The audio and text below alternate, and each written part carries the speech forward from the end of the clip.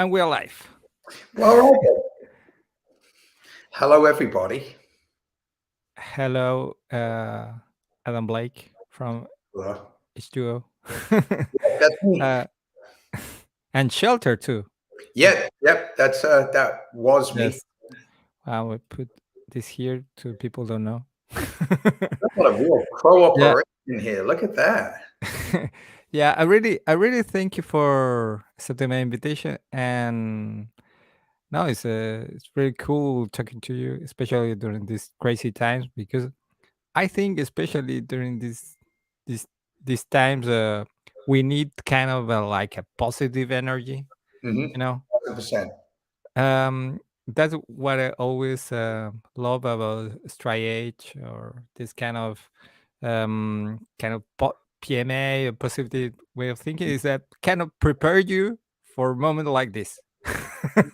Yeah. I mean, I think people that are into hardcore and punk rock, we're sort of we're sort of wired for a little bit of chaos. We do we Yes. do we do better than some other people with it. That's for sure. Yeah, sure. If you, it's kind of different for someone that is, I don't know, that is fan, not fan, but is kind of in in a very low vibe, like kind of I love depressive music, or the world is shit. Uh, that is not a good position to be in a pandemic, I Yeah, I think. think I think if you're somebody that kind of lived within the lines and always thought within the lines, Yes. everything that's happened in the last few years would have been. I mean, it was game changing for everybody, but it would have been much harder on you. But if you're somebody that's sort of beat their own path through life and Mm, taken information from different places and listened to music outside the mainstream and that kind of thing, then you would have been set up for a yeah. little bit of an easier ride. Yeah, I think it's a matter of perspective. Of course, it's better easy to say than to do, you know, because it's easy to say, "Hey, stay positive." But if you have, for example, a terrible childhood, if you job sucks, everything kind of you part of your life, it's kind of hard to stay positive. Oh my But gosh. I mean, never was anything easier said than done than stay positive, right? I mean, it's two words, yes, but that can be a lifelong, everyday battle, and for a lot of people, it yeah, is.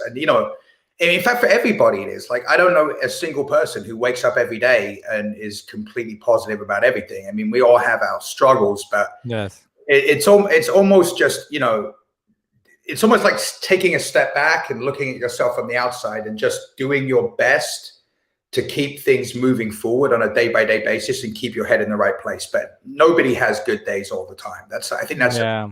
I think that's kind of the. Some people believe that straight edge guys, they are kind of positive all the time, and they are happy all the time. They, and I don't know. I think obviously that's kind of a caricature, uh, yeah, but definitely. But because before we go any further, let me make one thing very clear. I am not yes, a straight edge guy.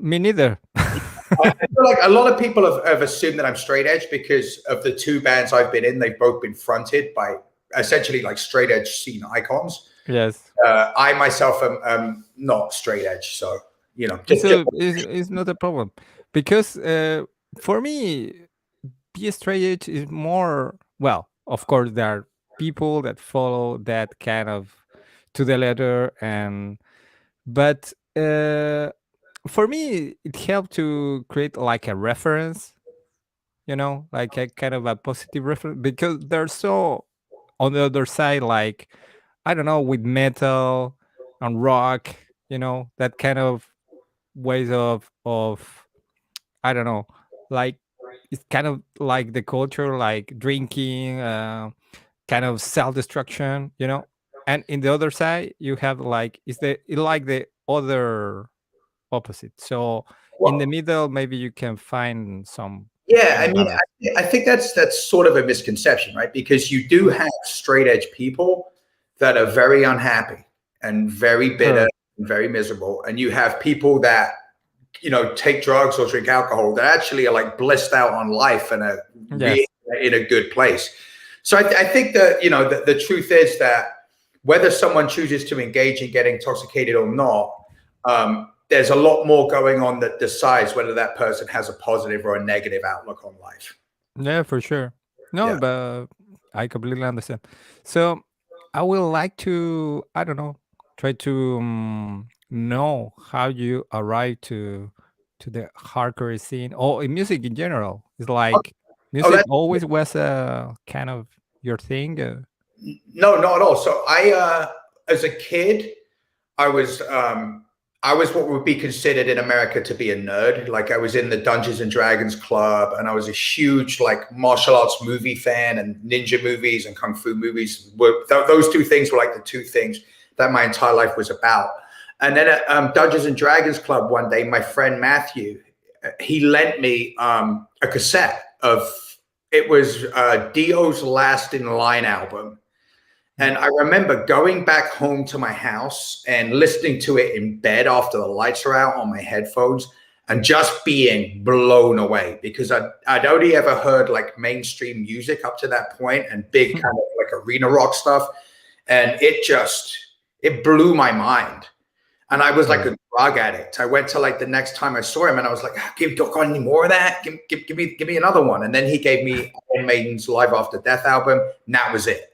Like literally in the space of listening to the first side of that cassette, I knew what I wanted to do with my life. Like right there. Steve Harris is your god.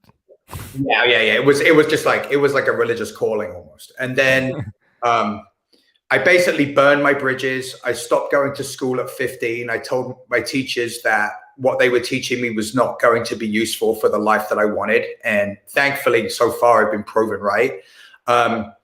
Started working a bunch of, what would be considered dead end jobs and playing in bands. Went to music school for a year. And then I made friends with a guy called Graham Land, who was in Shelter, who at that point had become my favorite band. Mm. And then he was in London working on another project. And when he went back to New York City, he decided that he wanted to leave Shelter and he wanted to see if I wanted to be his replacement, which for me was crazy because that was my favorite band.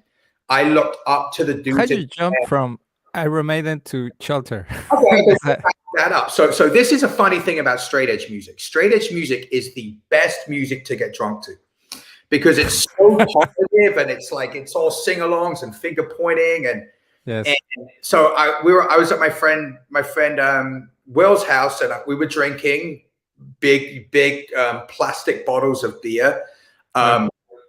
And someone brought over Grilla Biscuits, Start Today.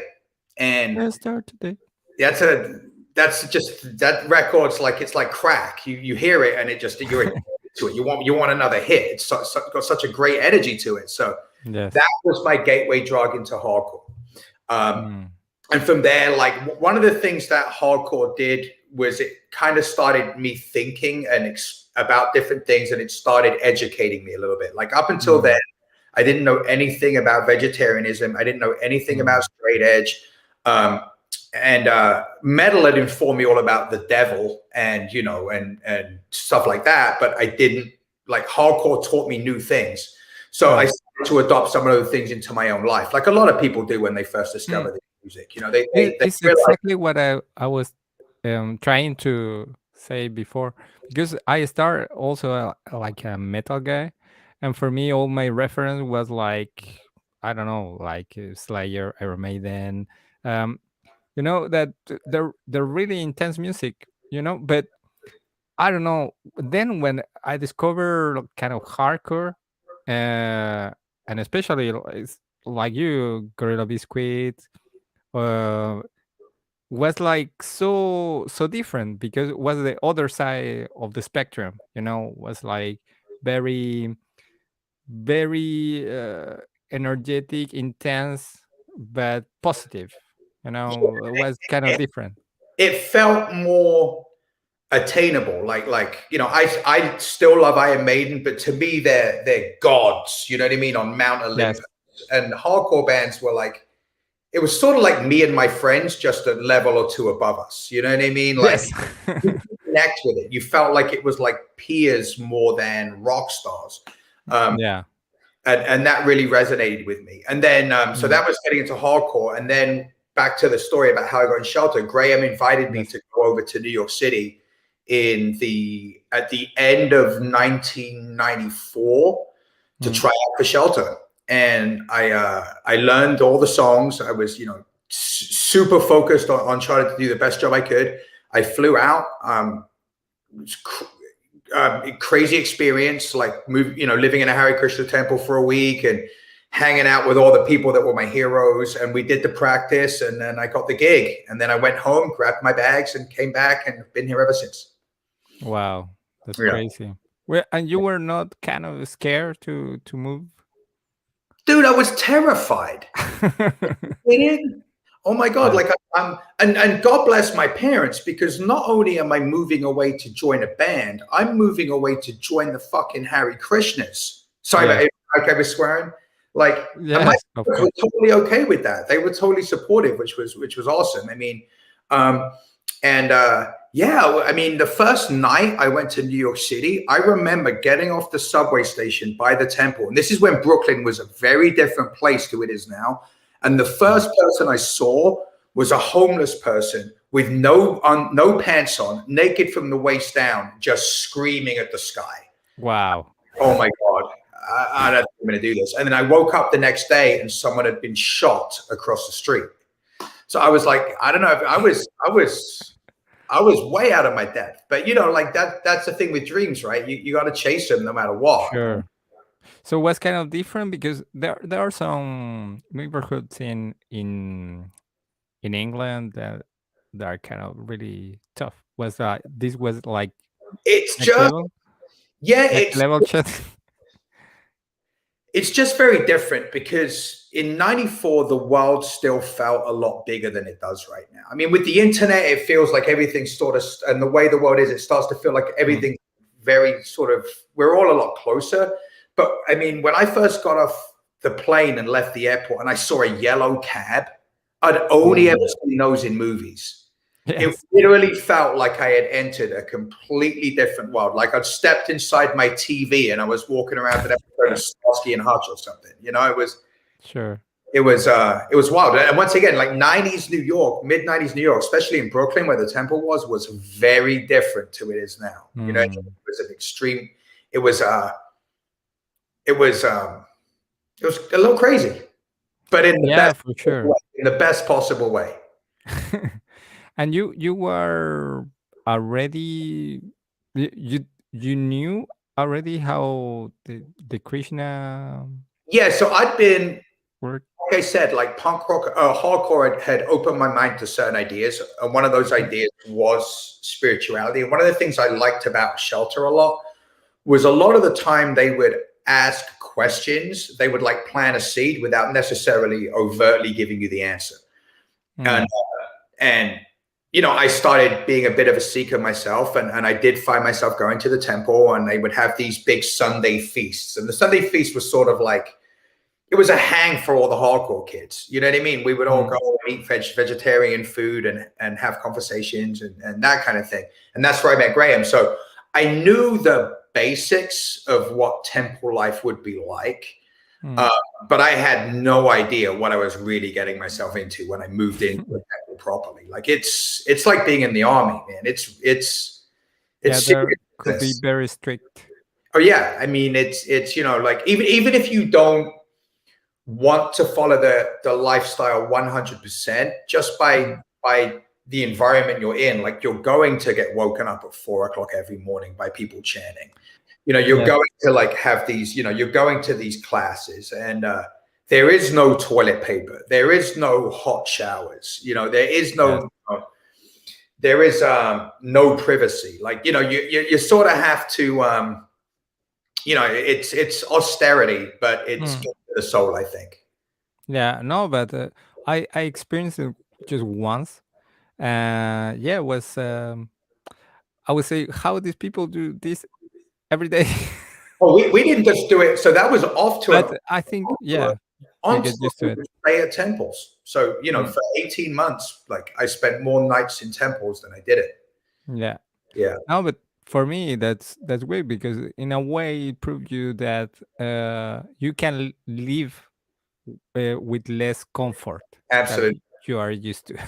Absolutely. That's a very, very valuable lesson, Yeah, because, for sure. like there is like discomfort does breed character.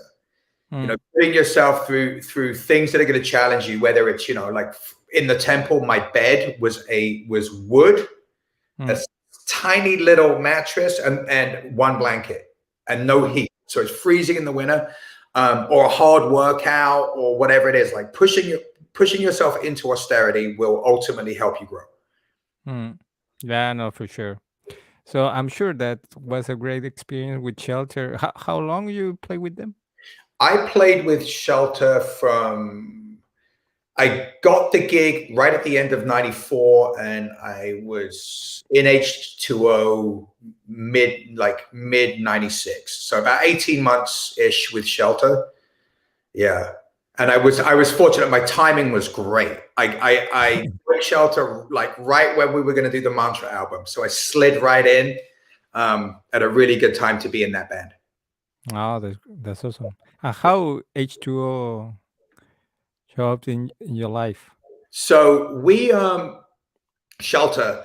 I remember the first time I saw H2O was at the Stone Pony in Asbury Park, New Jersey. Shelter were playing a show, and H2O were the opening band. And I'd heard about H2O from our A&R guy, Howie Abrams at Roadrunner. He'd told me about the band, and he loved them. So I made a point to check them out. And I remember just seeing the band, and I remember meeting the band and being like, this is the coolest band ever. Like, these guys are awesome. They're an amazing. Their songs are great. The show's great. Like, I loved them the second I saw them, and we started doing a lot of shows together. Like Shelter and H2O was a really good package. We did a couple of tours, and we just Mm, just bonded. And they became big brothers to me. They really took me under their wing. Like within Shelter, I was sort of a misfit because of the core members of the band. You had, that were there that for my entire run was Raghunath, Parmanando, Rampasel, Franklin, myself, and we had like revolving drummers. Raghunath, Parmanando, and Franklin were all extremely devout devotees. mm, Drummers that came in were all very much hired gun types. They came to play in the band, but they weren't really like band members per se. sure. And then they didn't do the records, and they weren't, really devotees. And then I was sort of this weird thing in the middle of all that. Yeah. I didn't really ever feel like that much of a connection. But Mm, the H2O guys, I think they saw that and they kind of brought me into their circle, and they took care of me, and they really looked out for me. And then when Eric, H2O's bass player at the time, moved on, they asked if I would want to move over, and that mm. was hell yeah for me. And the rest is history. Yeah. No, that's great. No, I imagine that play with cello was cool, but at the same time, if you're not, I don't know, you're not in the same vibe or you're not in the same, I don't know, uh, vision. Yeah, well, You, I mean, you have to understand, like, those dudes were monks, like for yes. you know what I mean, for real. Like, Yeah. um, and I wasn't, and I didn't really want to be. So one of Yeah, the that's the thing. one of kind of the hangovers from growing up like loving metal was I had an idea of what I wanted being in a band to be like, Mm, and Shelter was not it. You know what I mean? yes. So I was like, yeah, like I wasn't really that happy towards the end of being in that band. Like it just Sure. it was it was amazing that I got to do it, and I'll forever be grateful. But it was ultimately a bad fit, And Mm. H2O was just that was like just slipping into a warm bath. It just felt right. No, that's great. How was the beginning of H2O? Was kind of I don't know.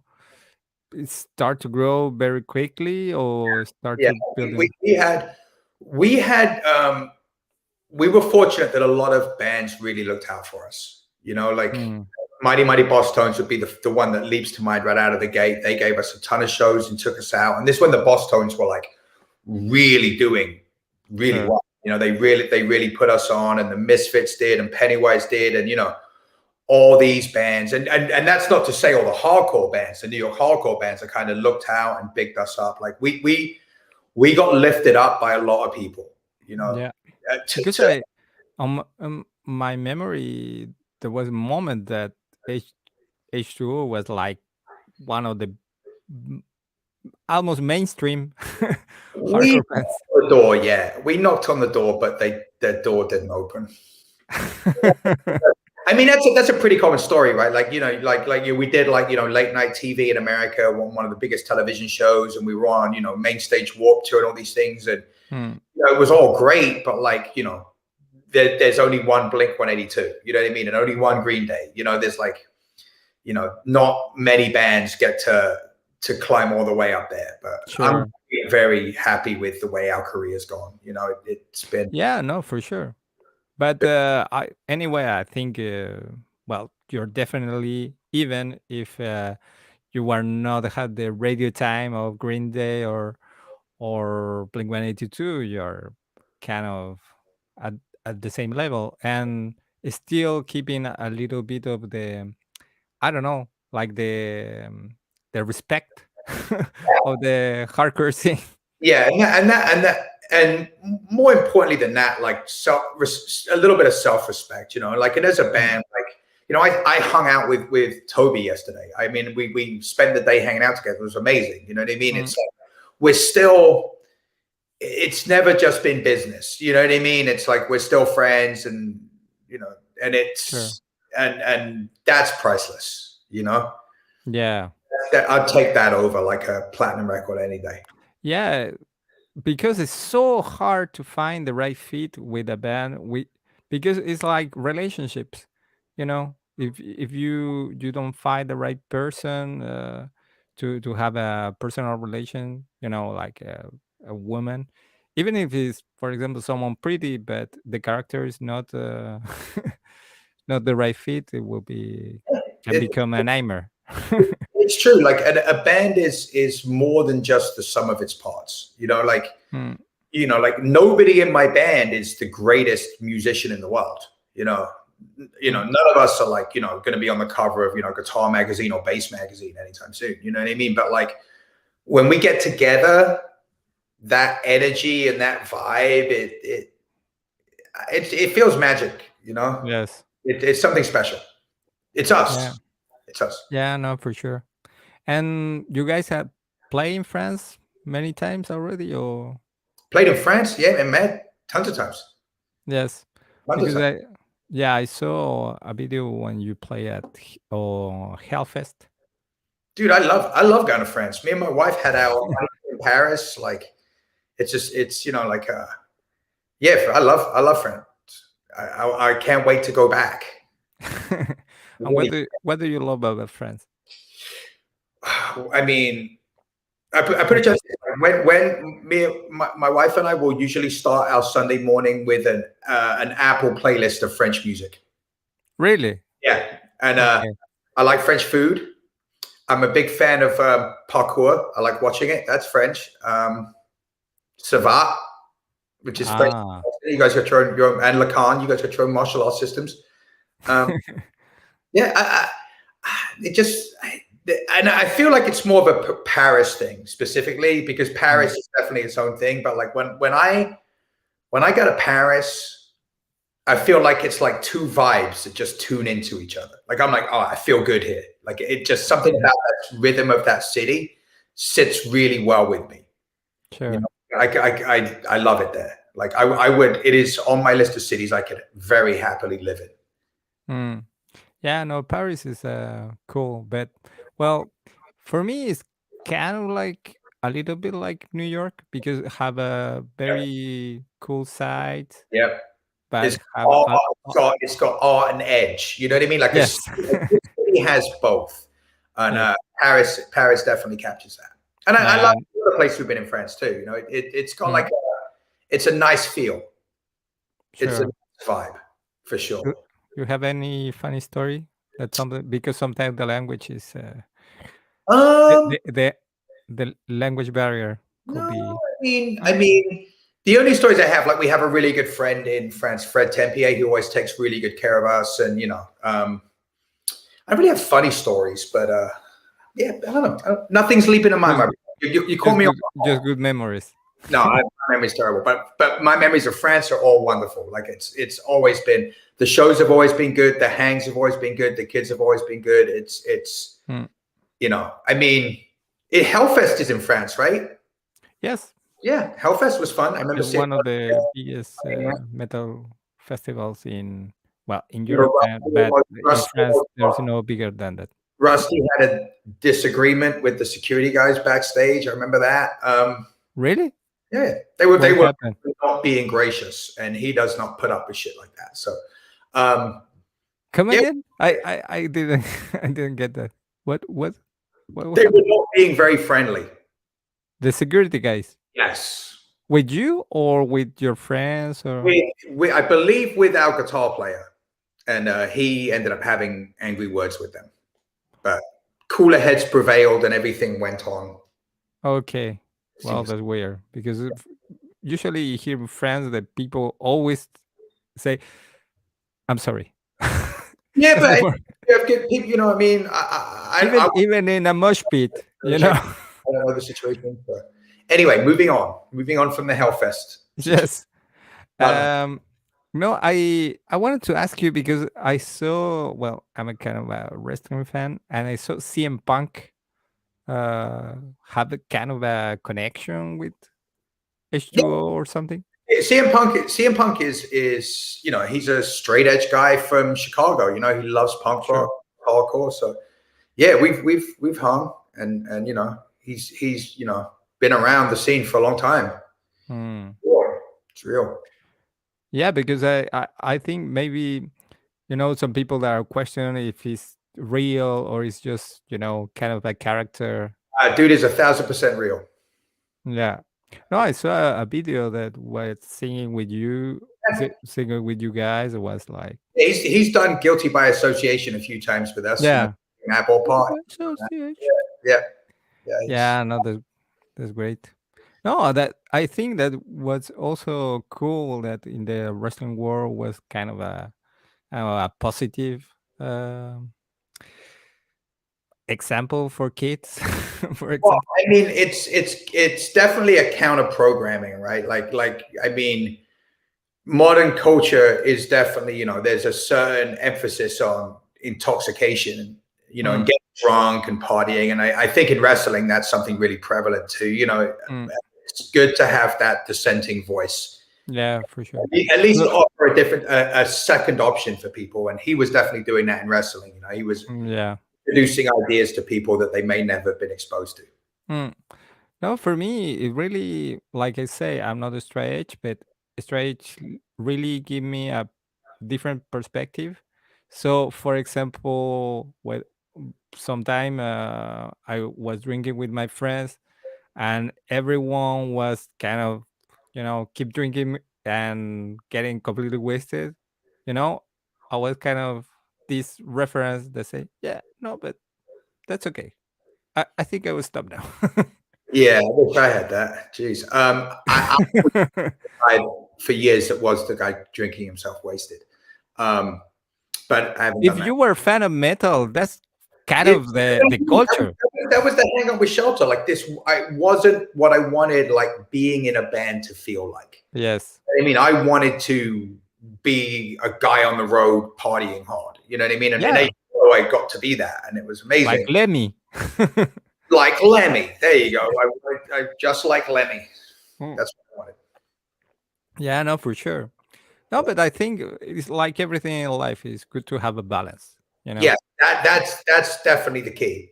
Yes. If you are someone that can walk the middle line, that is the sweet spot for sure. Unfortunately, I am one of those people that I'm either all the way over here or I'm all the way over here, and that's just how I'm wired. I can't do So the middle. your where are you now? Now I haven't drank alcohol since 2010, like not a drop. Really? Yeah. And the reason I say I'm not straight edge is because straight edge is a choice that Yes. people. I did not have that choice anymore. Ah, okay. It wasn't a choice made from a position um, of power per se. It was a choice made out of my decision to stop drinking was made out of absolute desperation because I Mm. if I didn't stop, my entire life would just be over. Mm. So Yeah, it take you to a dark place. yeah. I had to go all the way to the bottom. Mm. And that to me doesn't allow me to define myself as straight edge. I don't know. For me, I don't. Yeah, I understand your position, but for me, it's kind of like be a straight because you need to have that kind of discipline to Yeah. undo it. I mean, I could always ask Toby or Capo, and they'll probably put me down with the straight edge gang if I wanted to. I think I'm good now. I don't think I need to claim anything. No, but that's yeah, of course. But Yeah, no, that's great. That's great that you have the discipline to do it now, yeah. and especially it's kind of hard these days with all the pandemic stuff for you But to keep it's the a discipline. hard time for so many people. Yeah. And it's funny because people will throw things around like, oh, you've had a whole year. If you couldn't start your business or get in shape or learn something, then somehow you were like a ne'er-do-well, like a time waster. But the truth is, there are people that had some real emotional struggles this year with this, Yes. you know, and you can't discount that. Like this has been really, really hard on some people, you know, Yes. and it's been harder on some people than others. Like for Mm. me, I'm pretty good. I'm pretty good when shit falls apart. I'm Yes. good at chaos and just kind of I'm very adaptable mentally and physically. Like I'm Mm. good at molding myself to any situation. But there's a lot of people that are at the other end of the spectrum that really got the shit kicked out of them the last Yes. last year or so. And you got to respect that. Like you can't just there's no blanket statement that applies to everybody through this. We're Mm. uncharted waters. We've never been here as a society, as a planet, Yes. and you can't judge anyone based on what they're doing at the moment. Yeah. No, for sure. And yeah, there's a I don't know on my experience on my circle of friends. I can see that a lot of people was kind of not depressed, but of course it's a kind of impossible situation what we are experiencing. Uh, so sometimes we are looking for some comfort, Yeah. through food, Mm-hmm. through it could be alcohol, Alcohol or it drugs. could be I just work from my bed, you know. Yeah. Stuff like that. But at the end, there's something, and I can tell by experience that hurt your body at the end. Yes. And I was I don't know some months ago I started to feel really bad, and then I went to the doctor. Say, yeah, you have this problem with your liver. Say, yeah, but I'm not an alcoholic. Yeah, but if you put on you made a combination of uh for example having a beer every day even if it's your one, uh eating very fatty food, but that tastes good but it's not good for your body, and exercise almost never, then you have a combination that of course will bring you Of course. trouble. Paper, on paper, that is a terrible combination. Yes. However, based on what we've just been through culturally and as a planet, if Mm. that's what got you to the other side of this in one piece without doing anything drastic, right? Yeah. And now you're in a position where you can start turning things around piece by piece and getting back on the path of righteousness, then Mm. who are we to judge? Yeah, no, no, I'm not judging no one. I'm just saying that because I think it's important to share experience with people Yeah, because they can relate with that. And definitely. And I think there was a lot of a lot of hyperbole about like, you know, like this is the time to get yourself together. You know what I mean? It was sort of like this, like I felt like it was real jockish in a way. Yeah. And The I didn't sense of like it because urgency. yeah, like if you didn't get yourself together, somehow you were weak or something. And Yeah. felt like I felt like that was a really bad message to send to people. Yeah, of course. Like if you were someone that was making positive steps, awesome.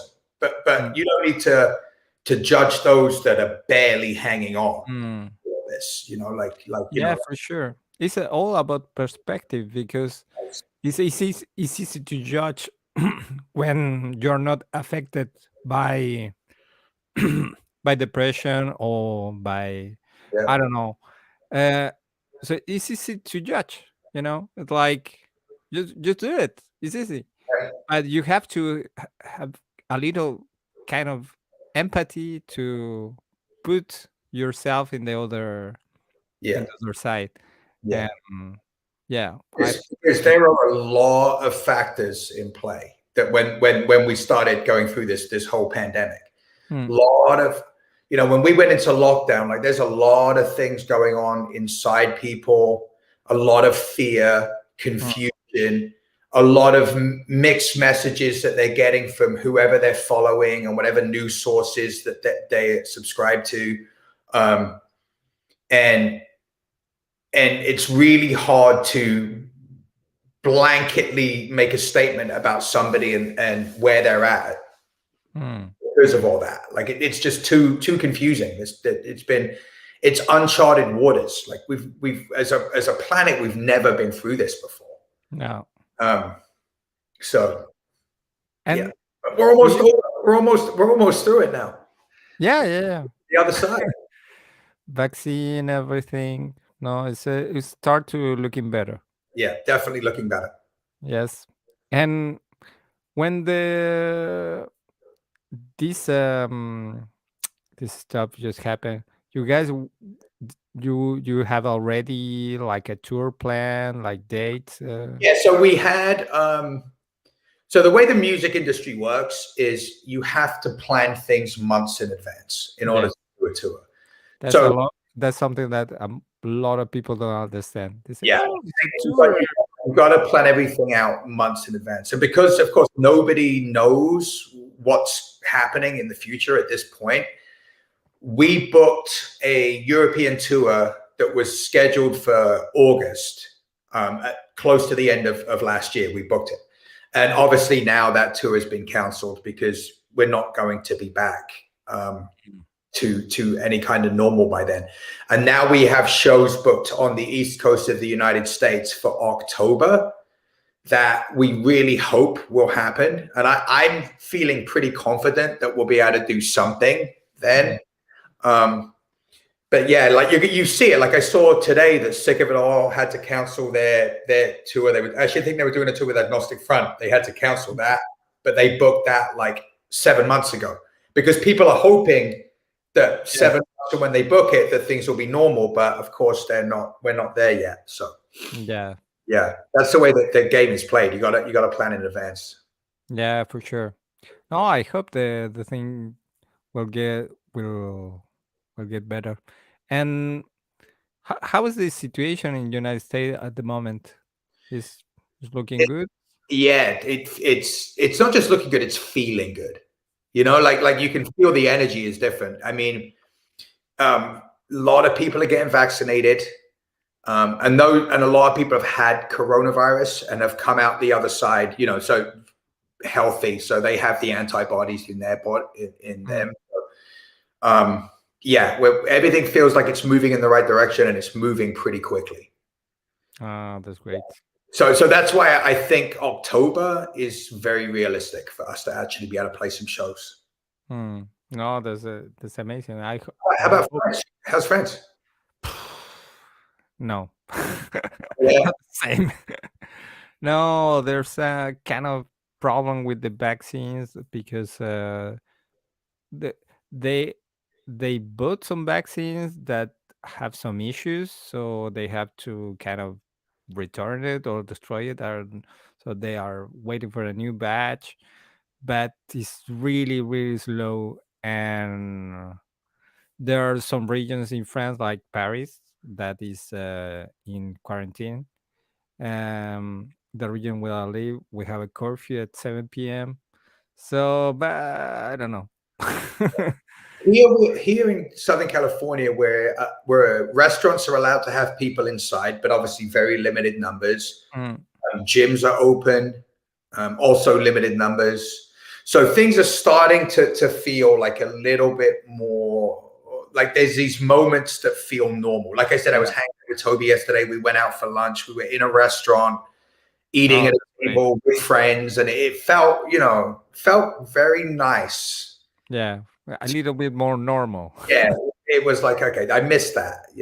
So Yeah, for sure. Now it's so so weird. yeah. But no, that's great. It's a good sign because, of course, United States have a good position to Now acquire. you understand that there's a big jump between like four dudes sitting at a table having lunch and a hardcore show packed full of people jumping Yes, over each other. Like jumping each other. there's a big space between those two, but at least it's a movement in that direction. So Yeah, no, that's great. yeah. And how so the gyms are open, so you go to the gym. Yeah. So most of the training that I'm doing now, I'm training either people at home. I do a Mm, couple of days in the gym with a few people, but most of mm. my coaching is online now, Ah, okay. and it's primarily focused on fat loss. So Ah, okay. it's something where I'm managing people's nutrition, their daily activity, their workout, sort of like a much more bigger picture approach. Mm. And then they're all killing it. They're all doing great. So I'm very happy. Oh, that's great. They're And losing. so do you like what we're saying before? Do you think that people are starting to get more, I don't conscious about nutrition and I think fitness? people, yeah, it's given a lot of people a kick in the ass. That's for sure. Mm, Like America has been sort of a little bit health and fitness focused the last few years. mm.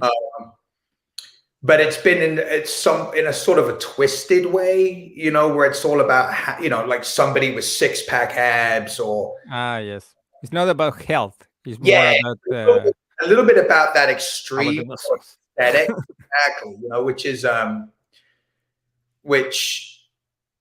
is not realistic for a lot of people. And I think Mm, it's important that like I think people are starting to realize like there once again we're talking about that middle ground, right, between being sure. like completely and utterly unhealthy and very overweight and having all these bad lifestyle habits and Mm, being like fitness obsessed and six yes. abs and weighing all your food, right? And that there is like that middle ground for people. And that Mm. middle ground is where I operate. That's like my world. You know what I mean? I'm not trying to take people to be crazy fitness obsessed fanatics. I'm trying to take them to where they can still enjoy their life, but they're actually healthy. They're actually in a good way.